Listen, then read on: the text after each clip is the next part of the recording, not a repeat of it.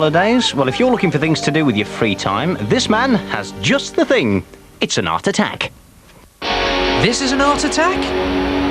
This is an art attack. This is Art Attack!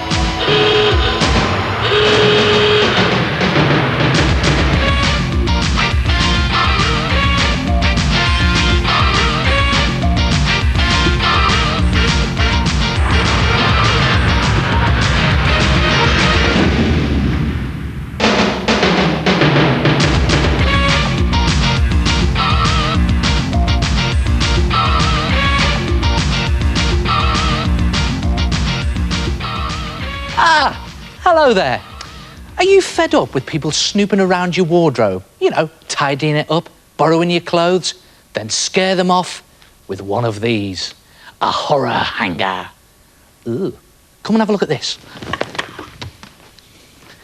Take a big cardboard box and cut off the two biggest sides.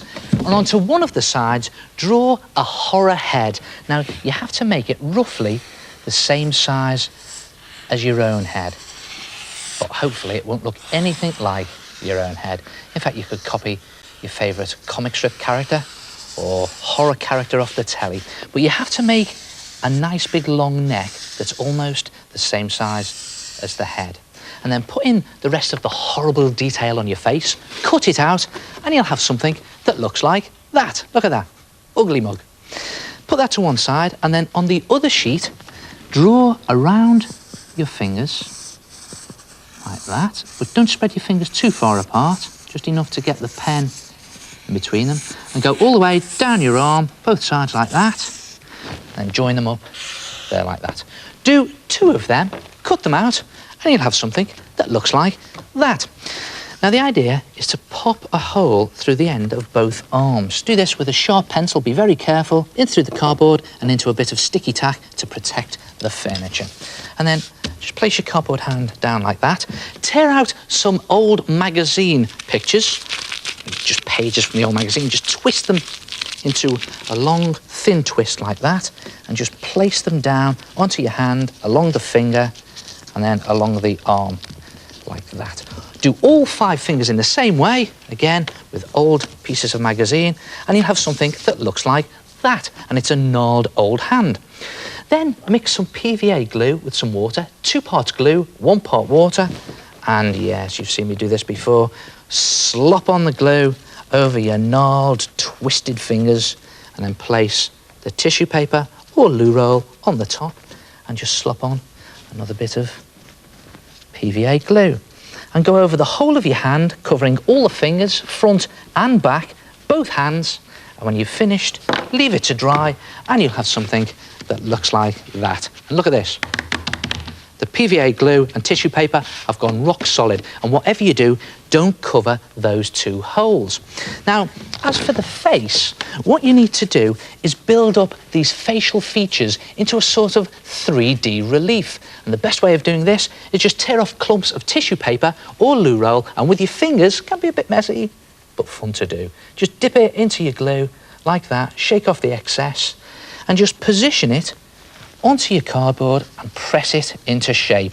And as you're pressing it, the tissue paper sort of disintegrates into a pulp, and you can just get it into position. It doesn't matter if you go over your design, because the idea is to build up all these facial features with tissue paper, then cover the whole thing in 1 layer of tissue paper, front and back, and when you've finished, you'll have something that looks like that.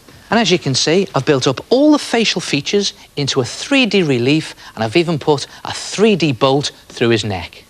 And just bring the hands back in like that, and now it's time to paint them. And you can do this with poster paint or acrylic paint. It's always the good fun bit, this, isn't it? Now make it as horrible as you possibly can, and you can see here I'm just slopping on some gruesome green. And you can take a bit of time doing it, just go over all the fingers, both hands, even do the fingernails, and do the same on your face. Make your face as horrible as you possibly can, put in all the detail, and when it's finished, your face will look something like that. Look at that. And I've done red lips there, I've even put the scar in. Ugh. I've got the eyes, and I've even put some silver pen on here for the bolts. As for the hands, well, I've put the fingernails in, and just through these holes here, I've attached 2 lengths of string and I've tied them to a coat hanger so that they dangle like that. Then the difficult bit.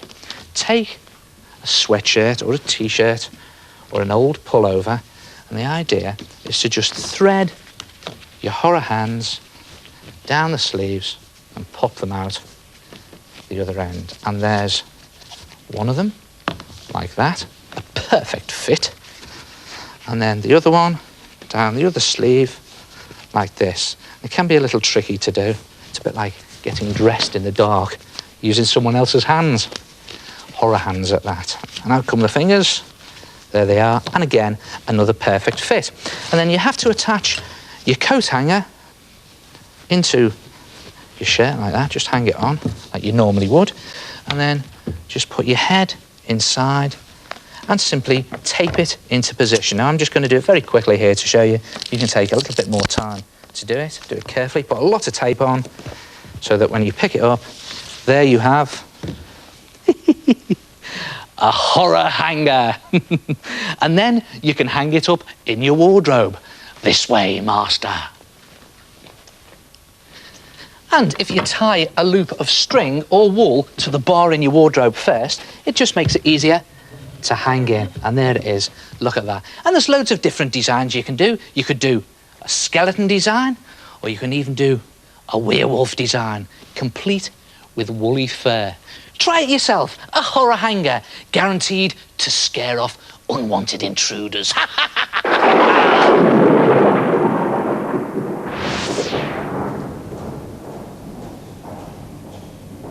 Hello. Yes, it's me, the head. Now, that's basically 5 stages. 1, cut out your cardboard shapes. 2, build up the features using magazines, cotton wool or paper. 3, cover them in toilet roll and PVA glue. 4, paint them when they're dry. 5, tie them onto your coat hanger. Oh yes, and 6, scare someone.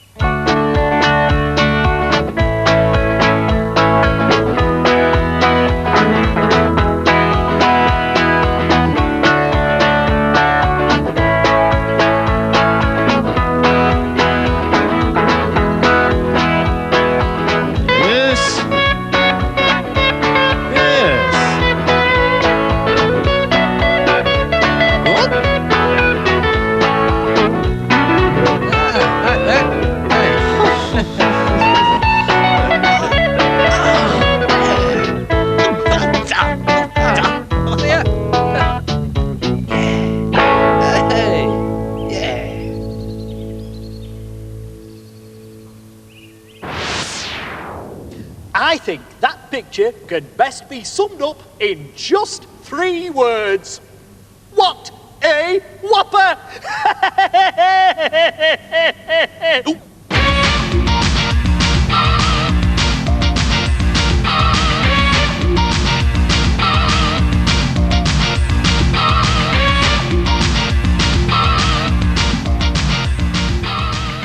You know, if you think about it, there must be thousands of different types of lettering. Well, for a start, take a look at this lot. Have you ever thought of inventing your own lettering? You know, design your own alphabet. Well, you have to start by inventing a style for your letters. So, OK, I'm going to do an alphabet where the letters are sharp and pointed and there's no curves. So it's not as hard as it sounds. Watch this. There's the A. That's quite easy. Now, the B is a little bit harder because you usually have curves on a B, but I'm just going to make them spiky and sharp like that.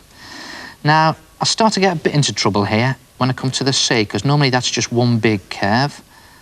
But if I just do it 2 sharp points like that, and after the C, I can do anything. Let's do the D. That's quite easy because, again, it's just a point. It looks sort of space age, or maybe Egyptian, this writing. And then E, that's like this, with just these sharp prongs on. And you notice every time you do a letter, if you keep it in the same style as the letter before it, then your alphabet starts to take on its own personality and style. Look at this, the F, just the same as the E, only without that bottom prong. Now the G has to be the same as the C. Keep it all in the same style, like that, but with this little tail on the end. H, very easy, just a couple of spikes. Now, on this alphabet, the hard ones are the ones with curves in. So, OK, let's do an O, which is normally just a circle, like that. And what about something like an S, which is just one big curve? Look at that, it looks like a lightning strike.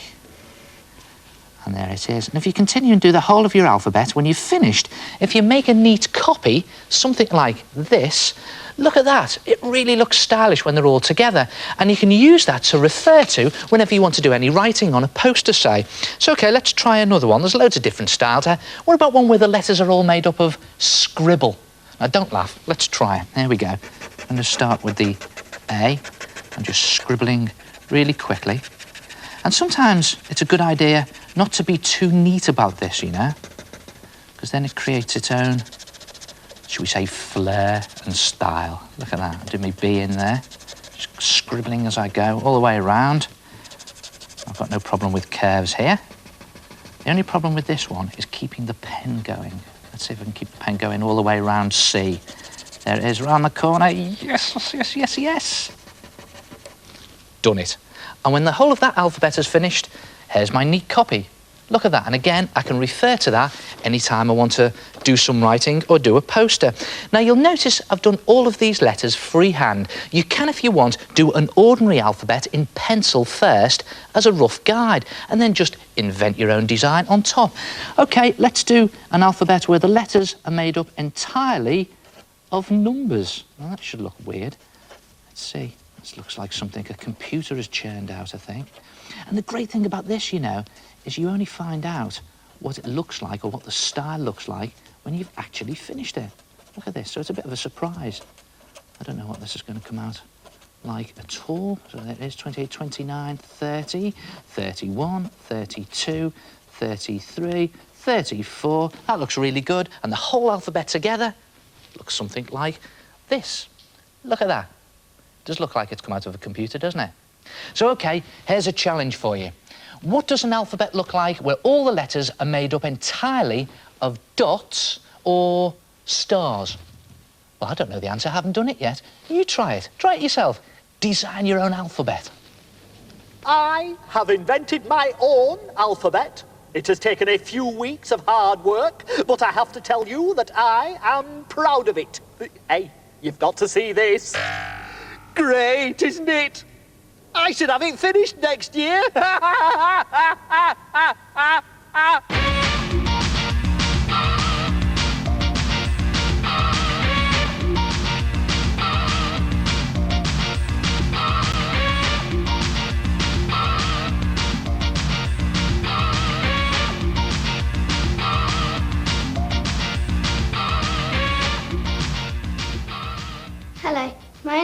Samantha. I cut out some pieces from 3 photographs of myself and stuck them on a piece of paper.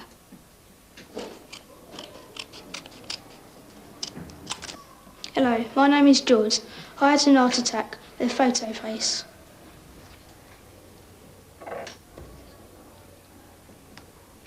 Hello, my name's Joanna. I used 3 photographs for this picture. As I was smiling in one of the photographs, I decided to use my teeth because they look like a skull. Hello, my name's Chloe. I made this picture by cutting up 3 photographs of me and sticking them together. These photographs are all taken at different points of view.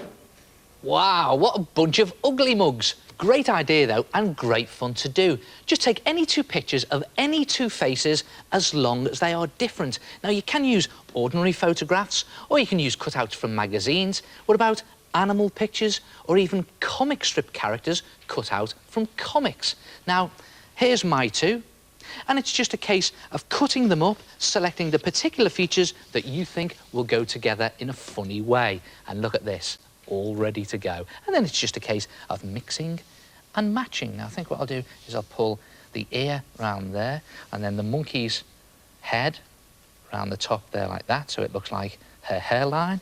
And then we put another ear there. And what about this? The monkey's nose. Put that on there. That looks terrible. And what about the 2 eyes? Let me see. Quite fiddly there, so I'll just pick them up. Put one on there like that, and one on there like that. And just adjust the positioning, and when you're happy with them, stick them down onto a piece of backing paper. And there you have an ugly mug. And it really is, isn't it? Look at that. And of course, there's loads of different types of ugly mugs you can do, but just remember, 2 photographs as long as they're different. See if you can guess who these ones are. Look at that one. Any idea? Well, I'll tell you, it's the Joker out of Batman mixed with a hare. Ugly, huh? And what about this ugly bunch? 2 famous cartoon characters. Any idea? Nah, it's a difficult one, that. OK, what about the... Hold on, how did that get in there?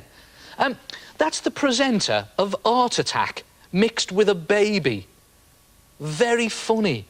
What an ugly bunch, eh? Try it yourself. Ugly mugs. And I'll see you next time. Ta-ra.